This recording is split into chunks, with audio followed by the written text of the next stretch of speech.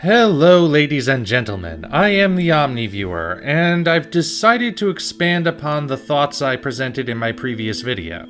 I was deliberately keeping myself in check when I asked the question of whether or not anime Godzilla's new origin actually mattered, because I intend to go far more in depth on the subject in a much more complicated video. It occurred to me, however, that I may have been too restrained, and certain comments left on that video made me think that maybe I wasn't entirely clear on certain points. Now, I'm pretty sure I don't need to expand all that much on the idea of how origins inform characterization. That part I think I was pretty clear on, although if you think I wasn't, feel free to leave any comments below asking me to clarify. But there's another issue that I should have brought up. Godzilla's new origin matters because of Godzilla's status as a mythological entity. I'm not talking about how he represents atomic bombs or forces of nature or retribution from World War II or whatever. I'm speaking about the fact that Godzilla is the dragon.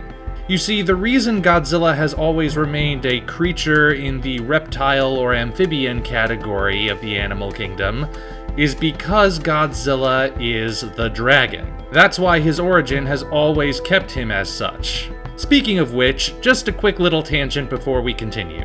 Lots of people have pointed out how Godzilla has had many different origins over the years, many of which contradict the original film. I finally decided that I would actually go back to the source and see for myself whether or not this is true. I went and re-watched the scene from the original film, both versions, Japanese and American, to see how Godzilla's origin is explained. Now, once you weed out all of the speculation that's part of that scene, here's what the film tells us that is definite. Godzilla is a species of prehistoric creature comparable to a dinosaur, and he was exposed to massive amounts of radiation, most likely due to nuclear testing. That's pretty much it, really. The explanation says he might have been an intermediate species between terrestrial and aquatic, and he might have been surviving underground and was dislodged by those nuclear tests. But that's speculation. So really, Godzilla's origin in the original 1954 film is very vague and leaves a lot of room for future interpretations to add extra details. Like saying he was a species of dinosaur that was severely mutated, or that he's an unidentified marine creature who fed on nuclear waste, or that he was always there as is and was simply woken up. Each so-called new origin is really just an expansion on the vaguely defined old origin. If you don't believe me, go ahead and watch the original scene for yourself. However, the point still remains that regardless of all of those origins, Godzilla is the dragon. So what do I mean by saying he's the dragon, not just a dragon?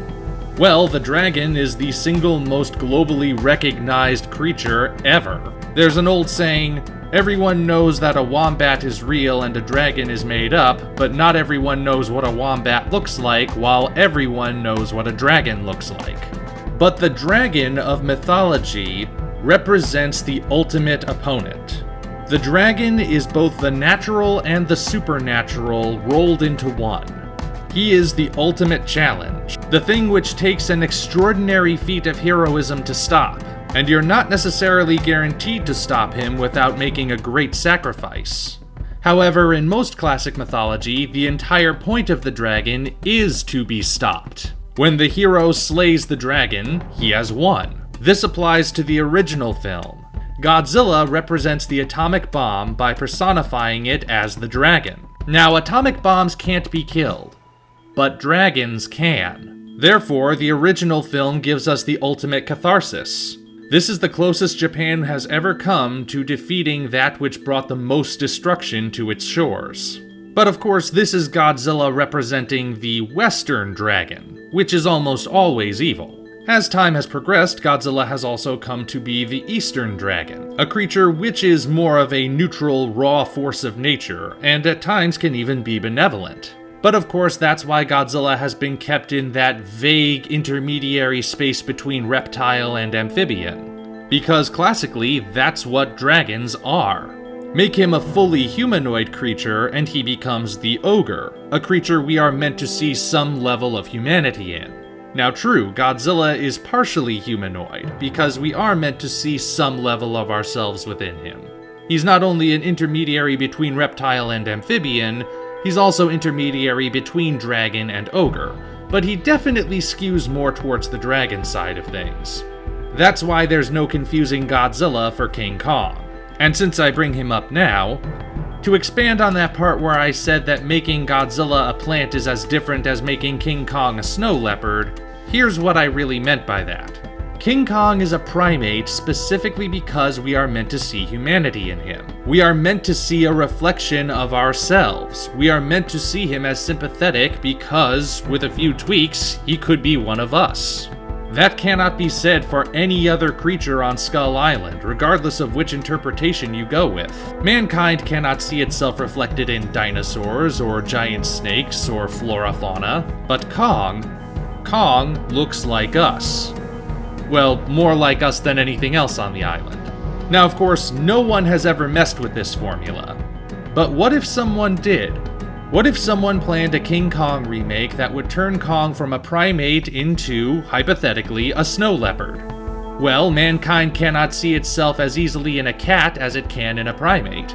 Therefore, any metaphor that can be drawn from having Kong be a primate is out the window, and must be replaced with something else. Which brings us back around to anime Godzilla being a plant rather than an animal. Most commonly, the dragon represents something otherworldly. It is nature plus.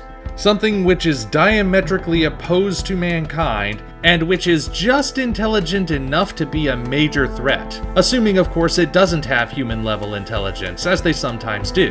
Godzilla, of course, being the creature he usually is, represents this perfectly. Now, there is such a thing as a plant monster as well in classical mythology. But the plant monster is vastly different from the dragon in many ways. Plant monsters don't always have intellect. Rarely are they able to move. Rarely do they attack without provocation. Rarely are they anthropomorphized. And you can point out as many exceptions as you want for both dragons and plants, but my ultimate counter to all of them is that, even though exceptions do exist, they are exceptions rather than standards for a reason. So, in Godzilla Monster Planet, Godzilla is not the dragon. He is the plant. Ergo, two particular questions must be asked. First, if Godzilla is still playing the role of the dragon, why then is he a plant? Second, if a new metaphor is at play by making him the plant, why does he retain the form of the dragon? At this point, we don't know. These are questions which have yet to be properly answered, and they will only be answered when we see the film itself. And of course, that's also when we'll learn whether or not it actually works. So I hope this helps you understand what I really mean when I say that making any Goji a plant really does matter.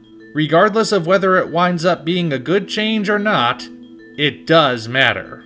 And I remind you, there's much more to say about the topic of how change affects characters, and if and when that change becomes too much. For now, though, I hope this helps you understand where I'm coming from when I say that changing Godzilla to a plant really does matter. Until such time as we meet again, this is the Omni Viewer signing off.